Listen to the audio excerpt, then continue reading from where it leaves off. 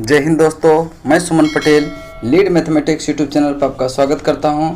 जैसा कि आप लोग जान रहे हैं, हम घटना चक्र 2020 का ISPCS का जो क्वेश्चन बैंक है उसका हम डिस्कस करवा रहे हैं। और इसके पहले हम कंप्लीट 13 वीडियो दे चुके हैं। जो भी पिछले वीडियो नहीं देखे हैं, डिस्क्रिप्शन में उसका लिंक हम दे दिए हैं। मध्यकालीन भारत का लगभग 13 वीडियो हम दे चुके हैं, ठीक है। और ये 14वां वीडियो होगा मराठा राज्य और संघ, मराठा राज्य और संघ। पहले इसका हम क्या करेंगे, इम्पोर्टेंट फैक्ट्स को देखेंगे। उसके बाद जो है इससे रिलेटेड जितना भी आज तक क्वेश्चन पूछा गया है सारे को हम डिटेल डिस्कशन करेंगे। और अगर आपको इसका PDF प्राप्त करना हो तो आप मेरा टेलीग्राम चैनल लीड मैथमेटिक्स को ज्वाइन करें, लीड मैथमेटिक्स को ज्वाइन करें, वहाँ सारे PDF आपको मिल जाएगा। चलिए देखेंगे क्वेश्चन। पहला पॉइंट देखते हैं क्या है। पहला पॉइंट कहता है कि शिवाजी का जन्म 6 अप्रैल 1627 या 19 फरवरी 1627 में सिवनेर के दुर्ग में हुआ था। तो इसके जन्म में क्या है, द्वंद है। कोई कोई बताता है 1627 और कुछ इतिहासकार बताता है 1630, तो इसमें द्वंद है, तो इसको ध्यान में रखेंगे। 6 अप्रैल 1627 और 19 फरवरी 1630 कहाँ हुआ था, सिवनेर के दुर्ग में। चलेंगे नेक्स्ट है कि शिवाजी ने 1674 ईस्वी में राज्याभिषेक के बाद छत्रपति की उपाधि धारण की। रायगढ़ को अपनी राजधानी बनाया। कहाँ राजधानी बनाया, रायगढ़ को अपनी राजधानी बनाया। उस युग के महान विद्वान बनारस के पंडित विश्वेश्वर उर्फ गंगा भट्ट, क्या है नाम, गंगा भट्ट, ठीक है, उन्हें क्षत्रिय घोषित करते हुए उनका राज्याभिषेक कराया था। 53 या 50 वर्ष की आयु में 1680 में शिवाजी की क्या हुआ, मृत्यु हो जाती है। शिवाजी की मृत्यु हो जाती है। चलिए देखते हैं नेक्स्ट पॉइंट। कहता है कि मराठा शक्ति का उत्कर्ष किसी एक व्यक्ति या विशेष व्यक्ति समूह का कार्य न था और न किसी विशेष समय में उत्पन्न हुई अस्थायी परिस्थितियां का ही परिणाम था।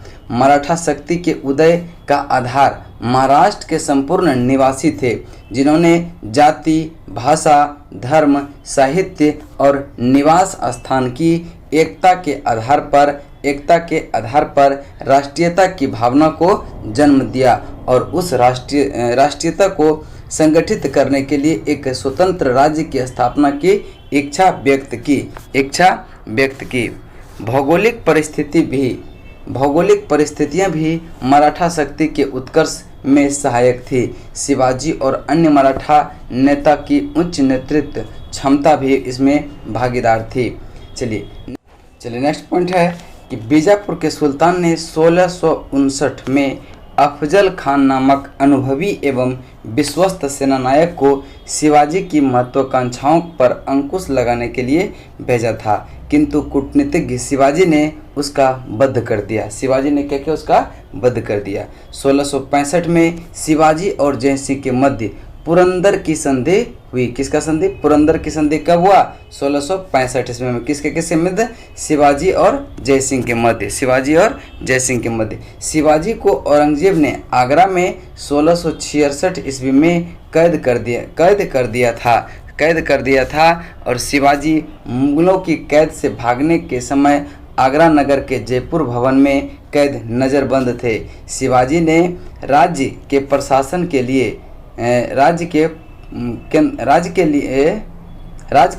के लिए केंद्रीय स्तर पर अष्टप्रधान की व्यवस्था की थी, जिसके अंतर्गत 8 मंत्रियों को नियुक्त किया गया था। इसमें पेशवा, अमात्य, मंत्री, सचिव, सुमंत, सेनापति, पंडित, राव एवं न्यायाधीश शामिल थे। ये निम्न प्रकार के थे। चलिए देखते हैं कौन कौन थे। तो देखेंगे पेशवा जो है राजा का प्रधानमंत्री होता था। क्या होता था, राजा का प्रधानमंत्री। अमात्य अथवा मजमू आदर, ये वित्त एवं राजस्व मंत्री थे। वित्त एवं राजस्व मंत्री कौन था, अमात्य अथवा मजमू आदर। नेक्स्ट है कि बाकिया नवीस या मंत्री, राजा के दैनिक कार्य तथा दरबार की प्रतिदिन की कार्यवाहियों का विवरण रखता था। कौन, वाकिया नवीस या मंत्री। चलिए नेक्स्ट देखते हैं। नेक्स्ट है कहते हैं कि सचिव अथवा सुरुनविस। सुरुनविस क्या है? सुरुनविस। राजकीय पत्र व्यवहार का कार्य देखना। सुमंत दबीर ये विदेश मंत्री थे। क्या थे? विदेश मंत्री। सुमंत दबीर क्या थे?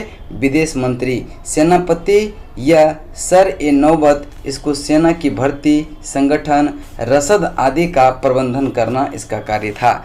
और छठा क्या था कि पंडित राव विद्वान और धार्मिक कार्यों के लिए अनुदान का दायित्व निभाना, ये पंडित का कार्य था। न्यायाधीश यह मुख्य न्यायाधीश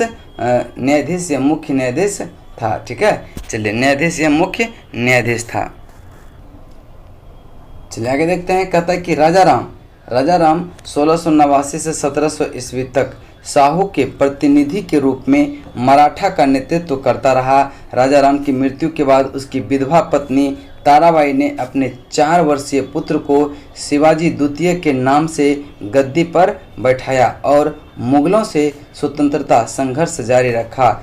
औरंगजेब की मृत्यु के समय मराठा का नेतृत्व ताराबाई के ही हाथों में था। चलिए नेक्स्ट देखते हैं। संभाजी के बाद मराठा शासन को पेशवा बालाजी विश्वनाथ ने सरल एवं कारगर बनाया।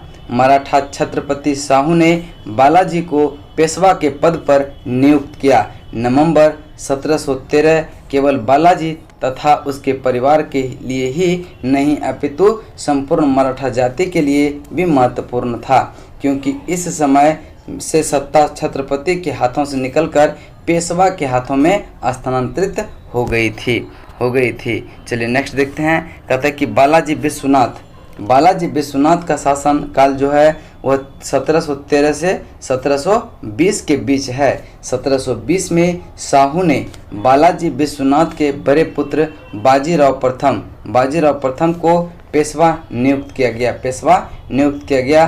बाजीराव प्रथम का कार्यकाल जो है 1720 से 1740 ईस्वी तक था। बाजीराव 1740 ईस्वी में बाजीराव के मृत्यु के पश्चात पेशवा बने तथा 1761 ईस्वी तक पेशवा रहे। माधवराव का शासनकाल 1761 से 1772 ईस्वी है। 1761 से 1772 ईस्वी है। बालाजी बाजीराव के समय तक पेशवा पद पैतृक बन गया था। इससे पूर्व ही शक्ति छत्रपति के हाथों में केंद्रित न रहकर पेशवा के हाथों में आ चुकी थी। 1750 ईस्वी में संगोला की संधि के तहत संवैधानिक क्रांति द्वारा यह प्रक्रिया पूरी हो गई। इसके पश्चात मराठा छत्रपति केवल नाम मात्र के राजा रह गए और महलों के महापौर बन गए। मराठा संगठन का वास्तविक नेता पेशवा बन गया। चलिए नेक्स्ट है कि मराठा काल में सरंजामी प्रथा भू राजस्व प्रशासन से संबंधित थी। इस काल में मराठा जागीरदारों को सरंजामी भूमि उनके निर्वहन के लिए प्रदान की जाती थी। नेक्स्ट पॉइंट है जनवरी 1757 ईस्वी में अहमद शाह अब्दाली दिल्ली में प्रवेश कर गया और उसने मथुरा तथा आगरा तक लूट मार की। अपने वापसी से पहले अब्दाली भारत में आलमगीर द्वितीय को सम्राट, इमादुल मुल्क को वजीर और रुहेला सरदार नजीबुद्दौला को साम्राज्य का मीर बख्शी और अपना मुख्य एजेंट बनाकर वापस चला गया। नेक्स्ट पॉइंट है कि पानीपत की तीसरी लड़ाई 14 जनवरी 1761 को सदाशिव भाऊ के नेतृत्व में मराठा और अहमद शाह अब्दाली के नेतृत्व में अफगान सेना के बीच हुई, जिसमें मराठे बुरी तरह से पराजित हुए। काशीराज पंडित इस युद्ध में प्रत्यक्षदर्शी थे। इसके अनुसार पानीपत का तृतीय युद्ध मराठों के लिए प्रलयकारी सिद्ध हुआ। युद्ध में मराठा की हार हुई। युद्ध में क्या हुआ? मराठा की हार की सूचना बालाजी बाजीराव को एक व्यापारी द्वारा कूट संदेश के रूप में पहुंचाई गई, जिसमें कहा गया कि 2 मोती विलीन हो गए, 22 सोने की मुहर लुप्त हो गई और चांदी तथा तांबे के सिक्के तो पूरी गणना ही नहीं की जा सकती है। नेक्स्ट पॉइंट है, कहता है कि पानीपत की लड़ाई का तत्कालिक कारण था कि अहमद शाह अब्दाली अपने वायसराय तैमूर शाह के मराठों द्वारा लाहौर से निष्कासन का बदला लेना था। नेक्स्ट पॉइंट है, अहिल्याबाई मराठों के होलकर वंश की शासिका थी। होलकर वंश इंदौर पर काबिज था। होलकर वंश क्या था? इंदौर पर काबिज था। चलिए अब यहाँ तक क्या हुआ आपका जो भी इम्पोर्टेंट फैक्ट्स था मराठा राज्य और संघ से, ये जो आपका समाप्त हो गया। इसके बाद हम क्वेश्चन पे चलते हैं। तो पहला नंबर क्वेश्चन को देखते हैं क्या है। पहला नंबर क्वेश्चन से स्टार्ट करेंगे। चलिए देखते हैं क्वेश्चन नंबर 1 कहता है मराठा के उत्कर्ष का निम्नलिखित में से कौन सा कारण सही है? तो पहला है धार्मिक चेतना, ये भी इसका कारण सही है। भौगोलिक सुरक्षा, ये भी क्या है? सही है। राजनीतिक जागृति, ये भी सही है। और उच्च नेतृत्व शक्ति, यानी कि चारों ऑप्शन क्या है मराठा राज्य के उत्कर्ष में सही है। ठीक है, तो इसका राइट आंसर कौन सा हो जाएगा? ई, उपयुक्त में से सभी। चलिए देखते हैं इसकी व्याख्या। कहते हैं कि मराठा उत्कर्ष के लिए उपयुक्त सभी कारण सही है। मराठा शक्ति का उत्कर्ष किसी एक व्यक्ति या विशेष व्यक्ति समूह का कार्य न था और न किसी विशेष समय में उत्पन्न हुई अस्थायी परिस्थिति का ही परिणाम था। मराठा शक्ति के उदय का आधार महाराष्ट्र के संपूर्ण निवासी थे। उन्हें जाति, भाषा, धर्म, साहित्य और निवास स्थान की एकता के आधार पर राष्ट्रीयता की भावना को जन्म दिया और उस राष्ट्रीयता को संगठित करने के लिए एक स्वतंत्र राज्य की स्थापना की इच्छा व्यक्त की। महाराष्ट्र की भौगोलिक परिस्थितियां भी क्या हुआ मराठा शक्ति के उत्कर्ष में सहायक थी। शिवाजी और अन्य मराठा नेताओं की उच्च नेतृत्व क्षमता भी इसमें भागीदार थी। चलिए नेक्स्ट है, दूसरा देखेंगे मानचित्र से संबंधित है। ठीक है, तो कहता है कि छायांकित भाग पर विचार कीजिए। छायांकित भाग जो था यह छायांकित भाग में किस क्षेत्र का राजा दर्शाता है? किसका? ये मराठा का। किसका दर्शाता है? मराठा का। तो इसको ध्यान में रखेंगे, मराठा जिसमें होगा वही आपका क्या हो जाएगा? राइट आंसर होगा। तो देखते हैं मराठा किस ऑप्शन में है। तो मराठा आपका ऑप्शन नंबर डी में है। किसमें है? डी में, और राइट आंसर हो जाएगा डी। चलिए नेक्स्ट क्वेश्चन चलते हैं। क्वेश्चन नंबर आपका 3, शिवाजी ने मुगलों को किस युद्ध में हराया था? तो शिवाजी ने मुगलों को सलहार के युद्ध में हराया था। ऑप्शन सी आपका राइट आंसर होगा। चलिए देखते हैं इसकी व्याख्या। शिवाजी ने 1672 ईस्वी में सलहार के युद्ध में मुगल को हराया था। शिवाजी का जन्म 1627 या 1630 ईस्वी में शिवनेर के दुर्ग में हुआ था। शिवाजी ने 1674 ईस्वी में राज्याभिषेक के बाद छत्रपति की उपाधि धारण की। 53 या फिर 50 वर्ष की आयु में 1680 में शिवाजी की मृत्यु हो जाती है। चलिए नेक्स्ट क्वेश्चन है, चौथा नंबर क्वेश्चन। कहता है कि शिवाजी का जन्म कब हुआ तथा कब उसे छत्रपति की उपाधि धारण किया था? तो इसका राइट आंसर होगा 1627 में वह उसका जन्म हुआ था और छत्रपति की उपाधि 1674 में धारण किया था। तो डी आपका राइट आंसर हो जाएगा, ऑप्शन डी। चलिए नेक्स्ट देखते हैं क्वेश्चन नंबर 5 पे। कहता है कि वह कौन सेना नायक था जिसे बीजापुर के सुल्तान 1659 ईस्वी में शिवाजी को दबाने के लिए भेजा था? ये अफजल खान था। अफजल खान, ऑप्शन बी आपका राइट आंसर होगा। नेक्स्ट देखेंगे इसकी व्याख्या। बीजापुर के सुल्तान 1659 में अफजल खान नामक अनुभवी एवं विश्वस्त सेना नायक को शिवाजी की महत्वाकांक्षाओं पर अंकुश लगाने के लिए भेजा, किंतु कूटनीतिज्ञ शिवाजी ने उसका वध कर दिया। उसका क्या किया? हुआ वध कर दिया, यानी मार दिया। 6 नंबर क्वेश्चन है, कहता है कि शिवाजी मुगलों की कैद से भागने के समय कौन से नगर में कैद थे? तो इसका राइट आंसर होगा आगरा में कैद थे। कहाँ पे? आगरा में। ऑप्शन बी आपका राइट आंसर होगा। चलिए देखते हैं इसकी व्याख्या। इसकी व्याख्या देखते हैं। कहता है कि शिवाजी मुगलों की कैद से भागने के समय आगरा नगर के जयपुर भवन में कैद थे। जयपुर भवन में क्या थे? कैद थे। शिवाजी को औरंगजेब ने आगरा में 1666 ईस्वी में कैद कर दिया था। इस प्रकार क्या हो जाएगा? ऑप्शन बी आपका सही हो जाता। चलिए नेक्स्ट है कि शिवाजी की राजधानी कहाँ थी? शिवाजी की राजधानी शिवाजी की राजधानी कहाँ थी? तो इसका राइट आंसर होगा Raigarh, option A right answer होगा। चलिए इसकी व्याख्या देख लेते हैं। 1674 ईस्वी में शिवाजी अपना राज्याभिषेक कराया तथा छत्रपति की उपाधि धारण की एवं रायगढ़ को अपनी राजधानी बनाया। उस युग के महान विद्वान बनारस के पंडित विश्वेश्वर उर्फ गंगा भट्ट ने उन्हें क्षत्रिय घोषित करते हुए राज्याभिषेक कराया था। चलिए नेक्स्ट क्वेश्चन है क्वेश्चन नंबर 8। शिवाजी की राजधानी कहाँ थी? तो शिवाजी की राजधानी रायगढ़ थी, ऑप्शन ए आपका राइट आंसर होगा। नेक्स्ट क्वेश्चन है क्वेश्चन नंबर 9। कहते हैं कि शिवाजी का छत्रपति के रूप में औपचारिक राज्याभिषेक कहाँ पर हुआ था? तो इसका राइट आंसर होगा रायगढ़ में। कहाँ हुआ था? रायगढ़ में, ऑप्शन सी। शिवाजी का छत्रपति के रूप में औपचारिक राज्याभिषेक 1674 ईस्वी में रायगढ़ में हुआ। काशी के पंडित गंगा भट्ट ने उसका राज्याभिषेक किया था। चलिए नेक्स्ट देखते हैं क्वेश्चन नंबर आपका 10। शिवाजी के गुरु का नाम क्या था? शिवाजी के गुरु का नाम रामदास था, ऑप्शन ए आपका राइट आंसर होगा। चलिए नेक्स्ट क्वेश्चन इसका व्याख्या देख लेते हैं। शिवाजी के गुरु रामदास थे। इन्हें सार्थक रामदास, इन्हें समर्थ रामदास कहा जाता है। इन्होंने 12 वर्ष तक पूरे भारत का भ्रमण किया। उनकी महत्वपूर्ण रचना दाबोध में आध्यात्मिक जीवन के सम्मानवादी सिद्धांत का वर्णन मिलता है। शिवाजी और मराठा साम्राज्य के उत्थान में महाराष्ट्र के संतों का उल्लेखनीय योगदान रहा। चलिए देखते हैं नेक्स्ट क्वेश्चन नंबर आपका 11। कहता है कि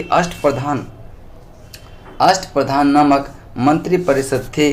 तो इसका राइट आंसर होगा मराठा प्रशासन का, ऑप्शन डी आपका राइट आंसर होगा। चलिए इसकी व्याख्या देख लेते हैं। चलिए कहता है कि शिवाजी के राज्य के प्रशासन के लिए केंद्रीय स्तर पर अष्टप्रधान की व्यवस्था की गई थी, जिसके अंतर्गत 8 मंत्री को नियुक्त किया गया था। इसमें पेशवा, आमत्य, मंत्री, सचिव, सुमंत, सेनापति, पंडित राव एवं न्यायाधीश शामिल थे। ये शिवाजी के राज्य प्रशासन में आधुनिक काल के सचिवों की भांति कार्य करते थे। इनका कार्य राजा के परामर्श देना मात्र था। इसे जो है किसी भी अर्थ में मंत्रिमंडल नहीं कहा जा सकता। प्रत्येक मंत्री जो है राजा के प्रति उत्तरदायी था। ये निम्न प्रकार के थे। पहला जो है यह पेशवा राजा का प्रधानमंत्री होता था। अमात्य या मजमुआदार ये वित्त एवं राजस्व मंत्री होता था। और बाकिया ये नवीस मंत्री ये जो है राजा के दैनिक कार्यों तथा दरबार की प्रतिदिन की कार्यवाही का विवरण रखता था। कौन? वाकिया, नवीस या फिर मंत्री। चलिए नेक्स्ट है चौथा, सचिव अथवा शुरू-नवीस राजकीय पत्र व्यवहार का कार्य देखना। सुमंत ये दबीर विदेश मंत्री था। सेनापति ये फिर सर-ए-नौबत सेना की भर्ती, संगठन, रसद आदि का प्रबंधन करना। नेक्स्ट है सातवां, पंडित राव ये जो है विद्वान और धार्मिक कार्यों के लिए अनुदानों का दायित्व निभाता था। चलिए नेक्स्ट है कि आठवां क्या है? न्यायाधीश, ये मुख्य न्यायाधीश होता था। चलिए नेक्स्ट क्वेश्चन चलते हैं। क्वेश्चन नंबर आपका 12 कहता है कि अष्टप्रधान का गठन किसने किया था? तो इसका राइट आंसर होगा Shivaji, option D. Next question है क्वेश्चन नंबर आपका 13 कहता है कि शिवाजी के अष्टप्रधान निम्नलिखित में से अधिकारी थे। तो इसका राइट आंसर जो हो जाएगा आपका क्या हो जाएगा? मजमू-आदर भी थे, दबीस भी थे, वाकनीस भी थे और सुरनीस भी थे। यानी कि आपका राइट आंसर जो होगा ऑप्शन नंबर 1, 2, 3, 4 चारों सही है। ऑप्शन ई आपका राइट आंसर हो जाएगा। नेक्स्ट क्वेश्चन चलते हैं क्वेश्चन नंबर आपका 14 पे। 14 नंबर क्वेश्चन है कि शिवाजी के समय जो है सरनोबत का पद संबद्ध था। तो इसका राइट आंसर होगा सैन्य प्रशासन से, ऑप्शन डी आपका राइट आंसर होगा। नेक्स्ट क्वेश्चन है क्वेश्चन नंबर 15, शिवाजी के अष्टप्रधान का जो सदस्य विदेशी मामले की देखरेख करता था वह कौन था? तो वह सुमंत था, ऑप्शन डी आपका राइट आंसर होगा। नेक्स्ट है क्वेश्चन नंबर 16, शिवाजी के शासन काल में विदेश मंत्री को कहा जाता था। तो सुमंत कहा जाता था, ऑप्शन ए। नेक्स्ट क्वेश्चन चलते हैं, क्वेश्चन नंबर आपका 17। अष्टप्रधान मंत्री परिषद किसके राज्य प्रबंधन में सहायता करती थी? इसका राइट आंसर होगा Shivaji, option C. Shivaji, option C. Next है कथन एवं कारण। कथन एवं कारण, तो देखते हैं पहला कथन क्या है। पहला कथन है कि राज्य के मामले में शिवाजी एक मंत्री परिषद से परामर्श लेते थे। बिल्कुल सही बात है। प्रत्येक मंत्री अपने विभाग का स्वतंत्र प्रभार रखता था? नहीं, स्वतंत्र प्रभार नहीं रखता था। तो ए सही है, आर गलत है। इसका मतलब राइट आंसर जो हो जाएगा वो ऑप्शन सी हो जाएगा। ए सही परंतु आर गलत। चलिए नेक्स्ट क्वेश्चन है, क्वेश्चन नंबर आपका 19। चलिए इसके व्याख्या देख लेते हैं पहले, ठीक है।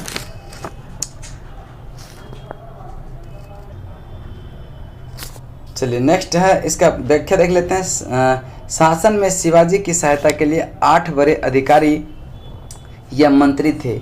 वे मंत्री परिषद की तरह कार्य नहीं करते थे।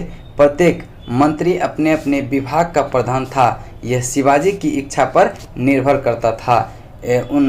वह उनसे पृथक पृथक अथवा सम्मिलित रूप से सलाह ले उनकी सलाह को मानने के लिए भी शिवाजी बाध्य नहीं थे। शिवाजी बाध्य नहीं थे। ये 8 प्रधान वस्तुतः शिवाजी के सचिव की भांति कार्य करते थे। शिवाजी द्वारा दिए गए आदेशों का पालन करना और विस्तृत रूप से शासन की देखभाल करना उसका प्रमुख दायित्व था। चलिए नेक्स्ट देखते हैं, क्वेश्चन नंबर आपका 19।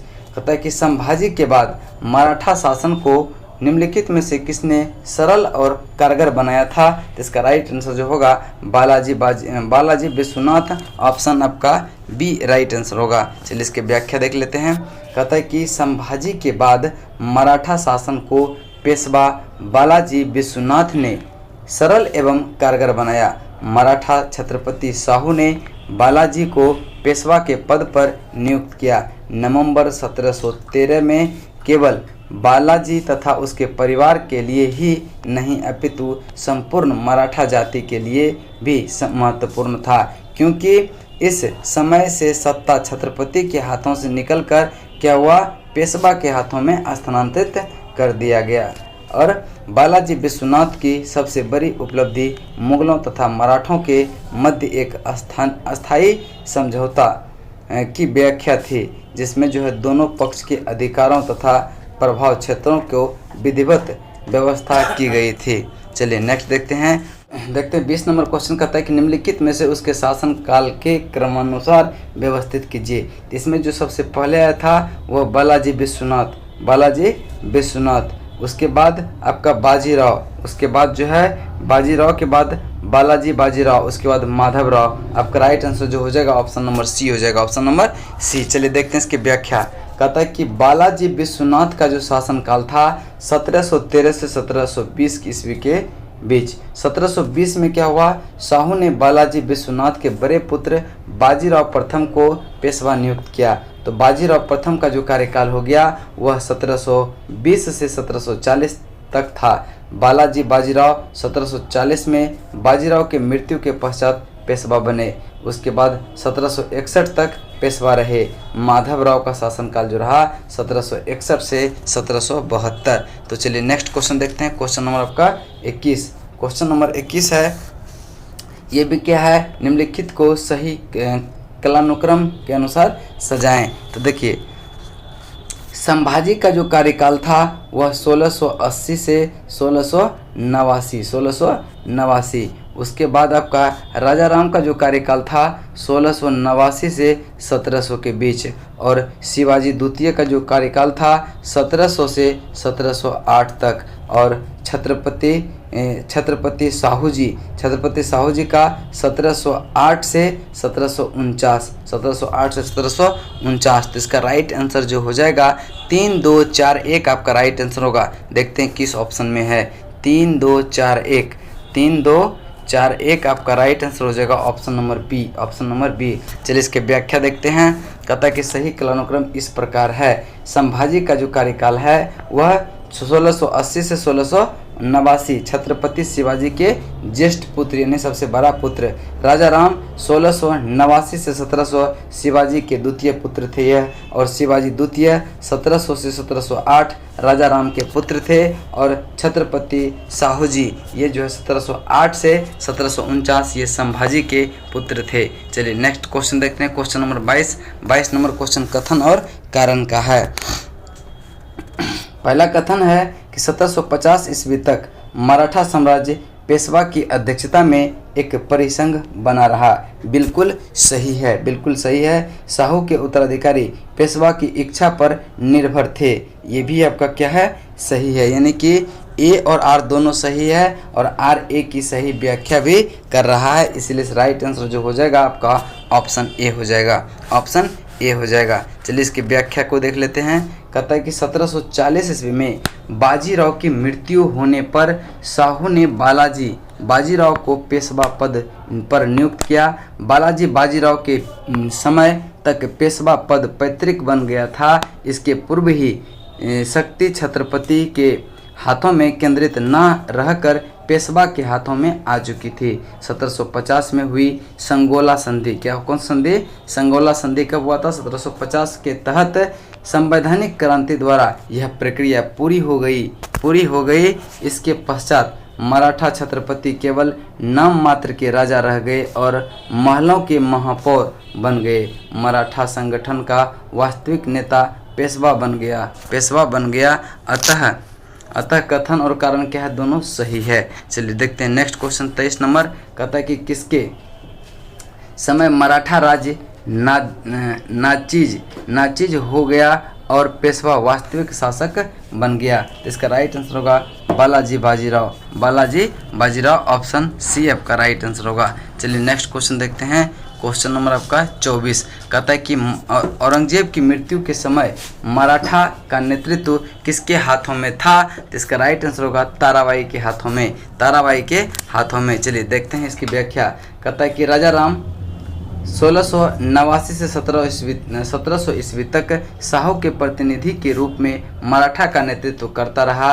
राजा राम की मृत्यु के बाद उसकी विधवा पत्नी ताराबाई अपने 4 वर्षीय पुत्र को शिवाजी द्वितीय के नाम से गद्दी पर बैठाया और मुगलों से स्वतंत्रता संघर्ष जारी रखा। औरंगजेब की मृत्यु के समय मराठा का नेतृत्व ताराबाई के हाथों में था। चलिए आगे चलते हैं, क्वेश्चन नंबर 25। कहता है कि निम्नलिखित मराठा देवियों में जिसने जो है 1700 ईस्वी में आगे मुगल साम्राज्य के विरुद्ध संघर्ष का नेतृत्व किया, वह कौन थी। तो वह थी ताराबाई, ऑप्शन सी आपका राइट आंसर होगा। तो देख लेते हैं, राजा राम की मृत्यु के बाद उसकी अल्पवयस्क पुत्र शिवाजी द्वितीय शासक बना। राजा राम की पत्नी ताराबाई उसकी संरक्षिका बनी। ताराबाई एक तेजस्वी महिला थी। उसने मुगल से संघर्ष जारी रखा तथा रायगढ़ और सिंहगढ़ के किले को मुगल से जीत लिया। चलिए नेक्स्ट क्वेश्चन है, क्वेश्चन नंबर 26। कहता है कि सरंजामी प्रथा किससे संबंधित थी। तो ये मराठा भू राजस्व प्रथा से संबंधित था, ऑप्शन ए आपका राइट आंसर होगा। देखेंगे इसकी व्याख्या। मराठा काल में सरंजामी प्रथा भू राजस्व प्रथा प्रशासन से संबंधित थी। इस काल में मराठा जागीरदारों को सरंजामी भूमि उसके निर्वहन के लिए प्रदान की जाती थी। चलिए नेक्स्ट क्वेश्चन है, क्वेश्चन नंबर 27। सुरक्षा के लिए मराठों के राजस्व के दावों को किस नाम से जाना जाता है। तो ये चौथ के नाम से जाना जाता था, चौथ। नेक्स्ट देखते हैं इसकी व्याख्या। कहता है कि चौथ उन प्रांतों से लिया जाता था जिसमें मुगलई कहा जाता था। इस कर के बदले पड़ोसी राज्य को मराठा के आक्रमण तथा लूटपाट से बचने का आश्वासन प्राप्त हो जाता था। चलिए नेक्स्ट क्वेश्चन देखते हैं, क्वेश्चन नंबर आपका 28। क्वेश्चन नंबर 28 है। कहता है कि एक इतिहासकार ने पानीपत की तीसरी लड़ाई को स्वयं देखा, वह कौन था। तो वह काशीराज पंडित था, काशीराज पंडित। चलिए देखते हैं इसकी व्याख्या। देखते हैं। कहता है पानीपत की तीसरा लड़ाई जो है 14 जनवरी 1761 को सदाशिव भाऊ के नेतृत्व में मराठा सेना और अहमद शाह अब्दाली के नेतृत्व में अफगान सेना के बीच हुई, जिसमें मराठा बुरी तरह से पराजित हुआ। काशीराज पंडित इस युद्ध के प्रत्यक्षदर्शी थे। उसके अनुसार पानीपत का तीसरा युद्ध मराठा के लिए जो है प्रलयंकारी सिद्ध हुआ। इस युद्ध में मराठा की हार की सूचना बाजीराव को एक व्यापारी द्वारा कूट संदेश के रूप में पहुंचाई गई थी। नेक्स्ट क्वेश्चन है क्वेश्चन नंबर आपका 29 नंबर क्वेश्चन को ध्यान से पढ़ेंगे, बहुत ही अच्छा क्वेश्चन है। चलिए, कहता है कि अहमद शाह अब्दाली के भारत पर आक्रमण और पानीपत की तीसरी लड़ाई का तत्कालिक कारण क्या था? तो वह मराठा द्वारा लाहौर से अपने वायसराय तैमूर शाह के निष्कासन का बदला लेना चाहता था, यानी कि ऑप्शन ए आपका राइट आंसर होगा। नेक्स्ट क्वेश्चन देखते हैं इसकी व्याख्या। कहता है कि पानीपत की तीसरी लड़ाई का तत्कालिक कारण यह था कि अहमद शाह अब्दाली अपने वायसराय तैमूर शाह के मराठों द्वारा लाहौर से निष्कासन का बदला लेना था। नेक्स्ट क्वेश्चन चलते हैं क्वेश्चन नंबर 30। कहता है कि पानीपत के तीसरे युद्ध में निम्नलिखित में से किसने मराठा को हराया था? तो इसका राइट आंसर होगा अफगानों ने। किसने? अफगानों ने। चलिए नेक्स्ट क्वेश्चन इसकी व्याख्या देख लेते हैं। पानीपत की तीसरा युद्ध जो है 14 जनवरी 1761 को मराठा तथा अहमद शाह अब्दाली के बीच हुआ। मराठा सेना का नेतृत्व सदाशिवराव भाऊ ने किया। इस युद्ध में मराठा बुरी तरह से पराजित हुआ। युद्ध के प्रत्यक्षदर्शी काशीराज पंडित थे। पानीपत का तीसरा युद्ध मराठों के लिए प्रलयंकरकारी थे। ठीक है, चलिए नेक्स्ट क्वेश्चन है क्वेश्चन नंबर 31। कहता है कि पानीपत का तीसरा युद्ध कब लड़ा गया? पानीपत का तीसरा युद्ध 14 जनवरी 1761 को लड़ा गया था। नेक्स्ट क्वेश्चन चलते हैं क्वेश्चन नंबर 32। कहता है कि पानीपत का तीसरा युद्ध लड़ा गया था किसके बीच? तो इसका राइट आंसर जो हो जाएगा आपका ऑप्शन नंबर सी हो जाएगा, मराठा तथा अहमद शाह अब्दाली के बीच। नेक्स्ट क्वेश्चन चलते हैं क्वेश्चन नंबर आपका 33। कहता है कि पानीपत का तीसरा युद्ध लड़ा गया था कब? ये लड़ा गया था 1761 में। ऑप्शन आपका बी राइट आंसर होगा। नेक्स्ट क्वेश्चन चलते हैं क्वेश्चन नंबर 34। निम्नलिखित में से कौन रुहेला सरदार अहमद शाह अब्दाली का विश्वास पात्र था? तो इसका राइट आंसर होगा नजीब खां। कौन सा? नजीब खां था। ऑप्शन बी आपका राइट आंसर होगा। चलिए इसकी व्याख्या देख लेते हैं। जनवरी 1757 में अहमद शाह अब्दाली दिल्ली में प्रवेश कर गया और उसने जो है मथुरा आगरा तक लूट मार की। अपने वापसी से पहले अब्दाली भारत में आलमगीर द्वितीय को सम्राट इमादुल मुल्क को वजीर और रुहेल सरदार नजीबुद्दौला नजीब खां को साम्राज्य का मीर बख्शी और अपना मुख्य एजेंट बनाकर वापस चला गया। नेक्स्ट क्वेश्चन है आपका 35 नंबर। कहता है कि मोडी लिपि का प्रयोग किसके विलेखों में किया जाता है? तो इसका राइट आंसर होगा मराठों के विलेखों में। Right answer option number D. अब यहाँ तक क्या हो गया आपका ये टॉपिक जो था वह मराठा राज्य और संघ, ये क्या हो गया कंप्लीट हो गया। इसके बाद जो है मुगल साम्राज्य का विघटन होगा, लास्ट वीडियो होगा इसका। उसके बाद हम लोग आधुनिक भारत पर चलेंगे। तो चलिए तब तक के लिए जय हिंद जय भारत।